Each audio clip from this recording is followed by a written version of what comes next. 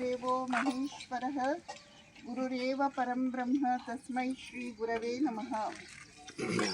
ಪ್ರೀತಿಯ ಬಂಧುಗಳೇ, ನಾವು ಚಳ್ಳಕೆರೆಯಲ್ಲಿ ಶ್ರೀ ಶಾರದಾಶ್ರಮ ಅಂತ ದೇವಸ್ಥಾನ ಅದು, ಅಲ್ಲಿಂದ ಬಂದಿದ್ದೇವೆ. ಇವತ್ತು ನಿಮ್ಮೆಲ್ಲರಿಗೂ ನಾವು ಏನು ಕಿಟ್ ಕೊಟ್ಟಿವಲ್ಲ ಅದರಲ್ಲಿ ದಿನಬಳಕೆಯ ವಸ್ತುಗಳನ್ನು ಇಟ್ಟಿದ್ದೇವೆ. ಬೇಳೆ, ಎಣ್ಣೆ, ಬೆಲ್ಲ, ಸೋಪು ಅಂಥ ವಸ್ತುಗಳನ್ನು ಕೊಟ್ಟಿದ್ದೇವೆ.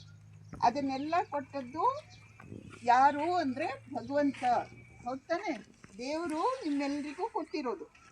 ದೇವರಿಗಾಗಿ ಅಂತ ನಮ್ಮ ಈ ಎಲ್ಲರೂ ಭಕ್ತರಿದ್ದಾರಲ್ಲ, ಅವರೆಲ್ಲರೂ ತಾವು ಕಷ್ಟದಲ್ಲಿದ್ದರೂ ನಿಮ್ಮೆಲ್ಲರಿಗೂ ಸಹಾಯ ಆಗಲಿ, ನಿಮ್ಮೆಲ್ಲರಿಗೂ ಉಪಯೋಗ ಆಗಲಿ, ನೀವು ಚೆನ್ನಾಗಿರುವಂತಾಗಲಿ ಅನ್ನುವ ಉದ್ದೇಶದಿಂದ ಕೊಟ್ಟಿದ್ದಾರೆ.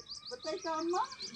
ಅದರಿಂದ ಅದನ್ನೆಲ್ಲ ಬಹಳ ಗೌರವದಿಂದ ಅವರೆಲ್ಲರಿಗೂ ಯಾರ್ಯಾರು ಅದನ್ನು ಕೊಟ್ಟಿದ್ದಾರಲ್ಲ ಅವ್ರಿಗೆ ಒಳ್ಳೇದಾಗಲಿ ಅಂತ ಕೇಳಿಕೊಂಡು ಉಪಯೋಗಿಸ್ಕೊಳ್ಳಿ, ಸರಿನಾ?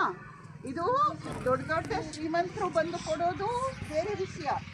ಇದು ದೇವಸ್ಥಾನದ ಕಡೆಯಿಂದ, ಭಗವಂತನ ಕಡೆಯಿಂದ ಆಶೀರ್ವಾದ ಅಂತ ನಿಮ್ಮೆಲ್ಲರಿಗೂ ತಲುಪಿಸ್ತಾ ಇರೋದು.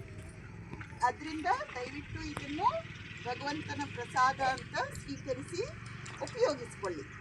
ಮುಂದೆ ಅವಕಾಶ ಆದಾಗ ಮತ್ತೆ ನಿಮ್ಗೇನು ಅವಶ್ಯಕತೆ ಇರುತ್ತೆ ನೀವು ಯತೀಶ ಹತ್ರ ತಿಳಿಸಿ, ಖಂಡಿತ ನಾವು ಕೊಡುವ ಪ್ರಯತ್ನವನ್ನು ಮಾಡ್ತೇವೆ, ಸರಿನಾ?